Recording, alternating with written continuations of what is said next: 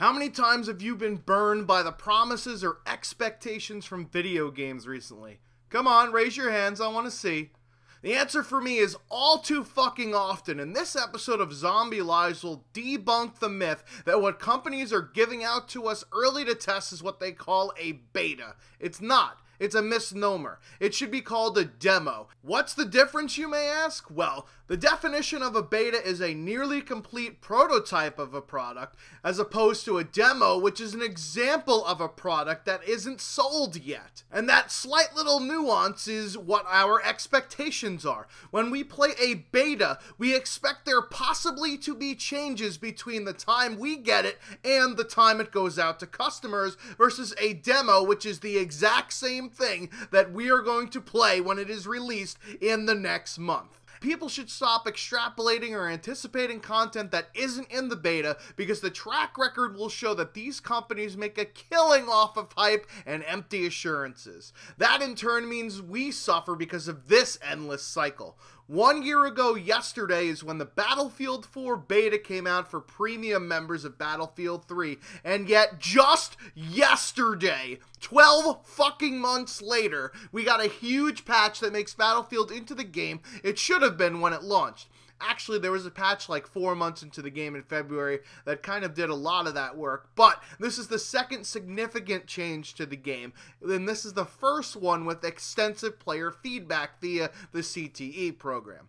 But the warning signs were there in the beta. The Scar Iron sights not rendering properly, defib revives that would just crash the fucking game, one-hit kills, 0 health in player cards. These are all things that happen, and most of us chalked it up to, well, it's the beta. They'll fix it when the game comes out. Yet these problems were still present in the game even after the fucking release. How the fuck are developers supposed to make any significant code changes when the quote-unquote beta is released 4 weeks before the game is supposed to launch? It's absurd to think that these issues would have gone away in that time. E.T. anyone? Titanfall is another game that had a beta about a month away from its launch. People were so pumped about this game, and the hype train was one of those crazy Japanese ones we always read about, but aren't smart enough to build here in the United States. People loved how the game played and felt. Many people extrapolated the full game from the beta in terms of content, meaning all sorts of different weapons and loadouts to try, until we got the full product. The majority of the complaints are that there's not enough content in there, and even though I love the game, this is a valid issue. Unfortunately, since the beta is a fenced-off version of the game, we could have never have known that the final amount of content was only 200% instead of 1000% of the beta, which is what most people anticipated. Kind of like walking into a buffet and finding that the only thing it has are olives. Olives fucking suck. Now that we're 6 patches deep, there's a lot more in the game, including new game modes, Titan customization, and the ability to buy and sell burn cards. But why wasn't this shit in the game when it fucking came out? When I made the video about canceling my pre-order on Destiny, I criticized the game, saying that the multiplayer wasn't balanced in terms of supercharger abilities, and the campaign missions were all the same thing.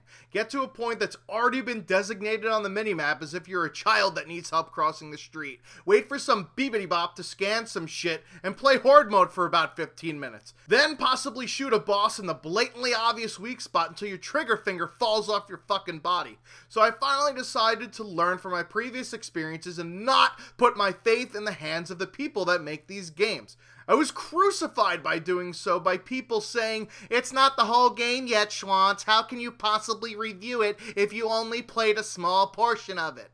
Well, nobody has the full fucking game, so of course I can't review it, but I decided to not be a blithering idiot and hope that people would fix the shit that I didn't like about the game. Then when Destiny was finally released, people are pissed off that multiplayer is still clunky on balance, and that the campaign is easier than Lindsay Lohan at a Coke bar, with the missions being exactly the same format as the ones in the beta. And people are still defending this fucking game by saying that Activision and Bungie told us that the game will last 10 years and we'll get free content as the days go by. Just like a Family Matters theme song. On what fucking basis are you believing this shit? Their word? This is Activision, the company that has milked Call of Duty so dry that we are now getting piss instead of milk. Pee doesn't even come out of udders, but there's just no liquid in there anymore, that the body is just saying, give me anything you could find, urine, blood, saliva, I don't care. There won't be any meaningful content given out for free. Example, GTA 5 was released over a year ago and they still haven't done free DLC for support of the supposed heist for GTA Online, which, by the way, was released 2 weeks after the game actually launched, and it was about as reliable as your drug dealer. Dedicated servers across all platforms and ghosts. You guys remember that shit? These companies aren't going to give us shit for free because it hurts the bottom line. Don't get me wrong, when we pay for a game now, we expect to have updates and patches, and it's fine by me to add content and features as you go along, like Titanfall, as I mentioned earlier. But now it's become a crutch for developers to just toss out half-baked shit to satisfy pre-orders, only to justify it later with patching. NHL 15. The Crew Beta is now live on the Xbox One and the PS4. I'm going to play the beta as if it's a demo, and I'm not going to extrapolate based on what I think may be not part of the beta, but is part of the actual game. If a company is hiding away the best part of its game from the demo, they're not going to get those extra sales. Why the fuck would they do that? Why would they hide that best part of the game in the actual game and keep it from the beta? From now on, everybody should take these betas as is. No hope or anticipation of things that may or may not be in the cards. We've seen it with Battlefield 4, we've seen it with Titanfall, and we've seen it with fucking Destiny. And to a lesser extent, GTA 5 and Call of Duty Ghosts. And I also understand that the beta isn't supposed to be the full game. People are supposed to be surprised at the things they do when they actually play the fucking game, but sell me on this goddamn game. There is no way that I'm gonna fork over my hard-earned fucking money if the demo is not good. I'm not gonna take it on blind faith anymore that these fucks are gonna actually do anything about the quality of their product. Believe it or not though, at least Battlefield is learning from their previous mistakes. The Hardline beta actually generated so much feedback that the release date was shelved at least 4 months to work on shit. This is how betas should be done. Release it a few months before the actual launch. It was released in June as part of E3, and then take the customer feedback and actually work on the fucking product. It's a blatant lie or misconception that these things were given before released are betas. They're not. They're fucking demos. Treat them as such. If you don't like the demo for what it is, stop buying games on hope or proclamations from people whose sole purpose is to make fucking money.